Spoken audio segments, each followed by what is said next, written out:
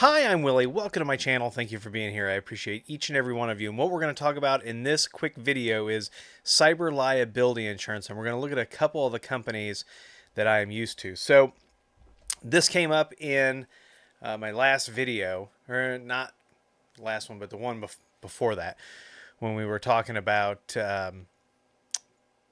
SSL inspection. And what cyber liability insurance is if your insurance company, first of all, hasn't talked to you about it, if you are a business that uses, computers and the internet and networks to store customer data, to interact with customers and things like that, there's a good chance you might have your insurance company reach out. So the two companies that I am familiar with are Travelers and Beasley. And when you look at, well, I'm not going to try to recreate it. We'll just look at it right here. What businesses need cyber liability insurance? Every type of organization, from global companies to mom and pop shops that use technology to do business, faces cyber risks. So right there, they kind of tell you what they're thinking.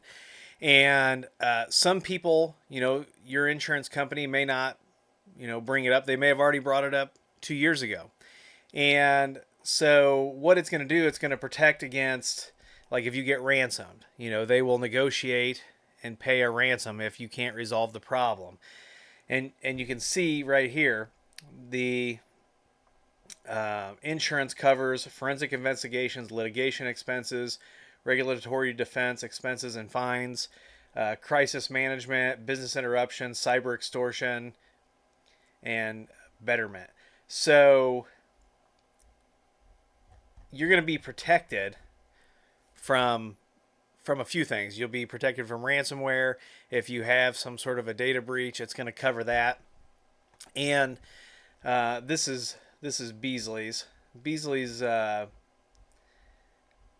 of been in the game for a while. They're one of the bigger names. Now, your insurance company may actually use Beasley or Travelers to do this if they don't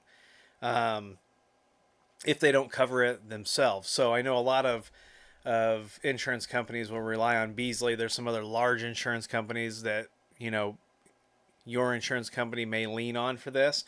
But what they're going to be looking for in the beginning, first of all, they'll send you a questionnaire, more than likely, and it'll ask you,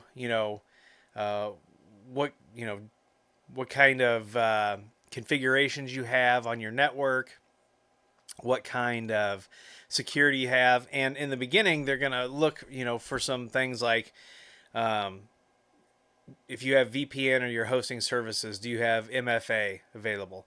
Are things that are behind the firewall, right? Like no RDP exposed to the world. They're going to be looking for policy and procedure documents for disaster recovery, an emergency action plan when it comes to IT. So there's going to be a lot in this framework that they're looking for.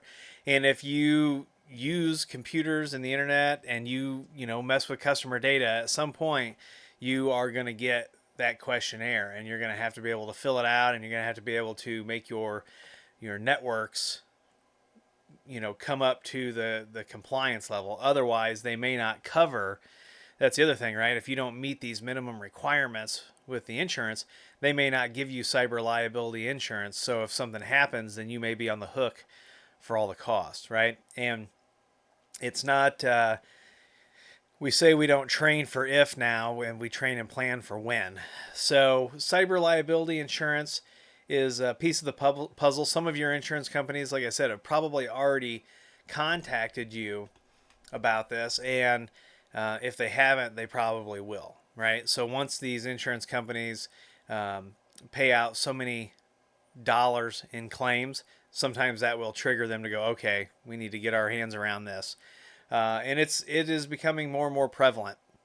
So if you've got, I'm not an insurance agent. I do deal with cyber liability insurance companies a lot, and not so much where I'm interacting with them, but as I'm following their framework, helping people implement ideal solutions for their insurance. and working with, business requirements and making sure end users aren't overwhelmed, but still meeting those requirements. So if you've got questions about it, if you want me to point you in a direction, leave a comment down below. If you need help going through your assessment, you can reach out at williehow.com. That is a service that we offer, and we can help get you through this, help you implement those things that your insurance company is going to want you to do so that you have the cyber liability insurance, right? So it's at the end of the day, it is insurance for the technology risk, that we all have. So let me know if this cleared it up. If your insurance company has sent you the questionnaire and you haven't filled it out, you should probably do that. If you are stuck on some of the requirements, like I said, you can reach out. Go to williehow.com, fill out our contact form, let us know that you're looking for help, and someone will definitely be in touch, and we can help you get your canoes going the right way. And if you like this video, give it a thumbs up, subscribe, comment, share, follow me on Twitter and TikTok. Links are down below, along with affiliate links, a Patreon link, and of course a link over to williehow.com if you need assistance. Also join our community at community.williehow.com. We can continue this conversation over there. And yeah, let me know where you're at with your cyber liability insurance. And as always, I'll see you in the next video.